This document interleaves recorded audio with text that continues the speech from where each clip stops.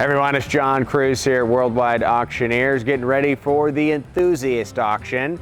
And this car behind me, a 1932 Auburn 8100 convertible coupe, is a great representation of the theme of our sale because it has been used by enthusiasts all over the world. It's been part of many important collections, including the Guyton collection, and Mr. Guyton used this car to go on the European Grand Caravan a number of years ago, and it was reported to perform fantastically, and it has since been used by a more recent collector for other tours. But what's also great is it just won a senior AACA award here in 2022. So its condition but provable tour use is really what I like about the car. It's a striking color combination, but it's something you can get out and use or show, whatever you choose to do.